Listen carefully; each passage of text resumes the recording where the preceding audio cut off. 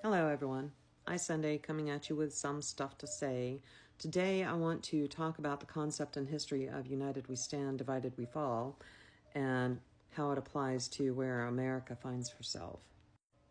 The first recorded instance of the use of this as a phrase and concept came from Aesop's Fables. So the fable is 4 oxen and a lion, and I believe it's around 23 to 2,500 years old. And what that means is that it's been a part of our psyche for at least 23 to 2,500 years. Now, the fable is pretty simple. There's a field. The field has 4 cows in it. Now, it used to have a lot more cows, but there's also a lion who hunts nearby. So when it gets down to 4 cows, the cows look around and they're like, hey, man, when we go off on our own, the lion can eat us. So maybe if we stand together and we stand together like arses together and horns pointing out in all 4 directions, we'll be safe. Turns out that worked. It worked superbly well until the day the oxen got into an argument. They got into an argument. They went their separate ways. And the next day, the lion was very, very full and satiated. Following this, the next recorded instance that I could find comes from the Bible. Matthew, Mark, and Luke all quoted a sermon that Jesus gave, part of which he said, "Every kingdom divided against itself is brought to desolation, and every city or house divided against itself shall not stand." And then there's Patrick Henry, firebrand of the American Revolution and one of my favorite historical characters. In defiance of the Kentucky and Virginia resolutions, he said, "Let us trust God and our better judgment to set us right hereafter. United we stand, divided we fall. Let us not split into factions, which must destroy that union upon which our existence hangs." Now, considering that is a part of America's history that we're taught in grade school and we're taught to stand together and everything, the question has to be asked of how we got here. And in order to answer that, I'm going to bring us to more recent history, and we're going to go walk down memory lane. 1960s, Civil Rights Act passes. 1970s, Roe v. Wade passes. By the time we rolled into the 1980s and Reagan was elected, the Republican Party, some of the high muckety mucks in the Republican Party were having a panic attack because they recognized that if things kept going as they had been, they were going to lose power. And losing power would mean losing a white nation. In 1983, Rush Limbaugh launched his radio show, which eventually reached across the nation. This means that he was screaming fear and anger into the ears of everyday Americans who were having to work harder to earn less than their parents had been able to achieve. And there was no real coordinated democratic response to that. Today, 42 years after that fact, we have churches that preach politics from the pulpit while still maintaining a tax-free status.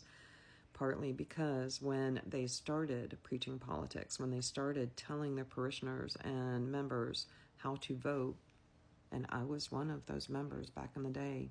This is one of the reasons why I'm not a Republican, because our churches were telling us whom we should vote for to honor family values. Again, there was no coordinated response from Democrats.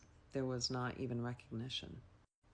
By the time Donald Trump arrived on the scene in 2015, America had been under attack for about 25 some odd years, and it was largely unmet by the Democrats. There was an article written by thenation.org called "What Happened to the Democratic Party" in December of 24. The article states, "In past eras of modern liberalism's history, the central protagonist would have been party leaders like Roosevelt or pivotal movement figures like King. But in our own age of retreating governing ambitions and malleable party messaging, it makes a grim kind of sense to foreground the thinking of hired gun political strategists like Greenberg and Schoen, who have played an outsized role in the steady miniaturization of our public life." Now, Greenberg and Schoen that they're referring to are a couple of pollsters who kind of took over the Democratic Party.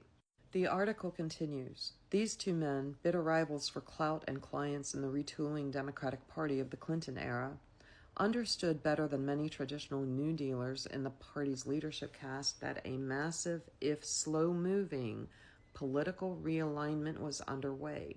The party's abandonment of its traditional working-class base and its embrace of a professional, highly educated elite.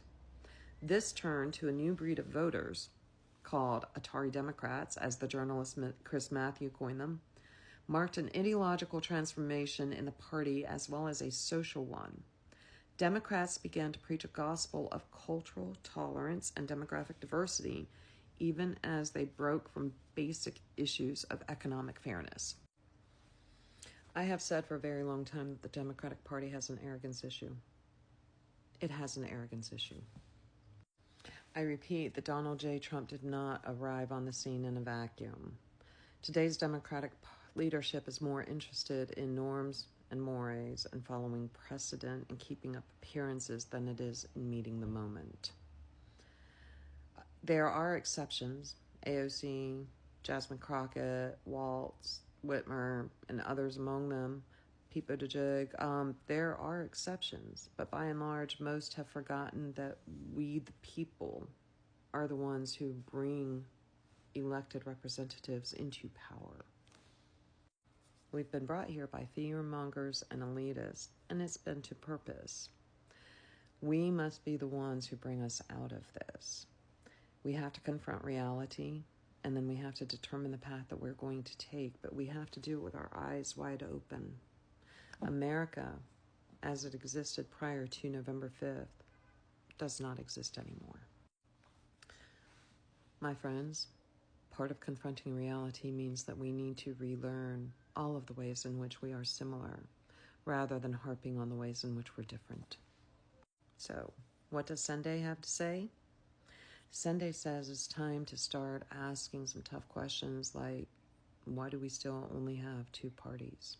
Why don't we have more choice? Who benefits from that? And what can we do to change that, even given where we are now? That's Sunday Says for today. Peace out, y'all. Have a great one.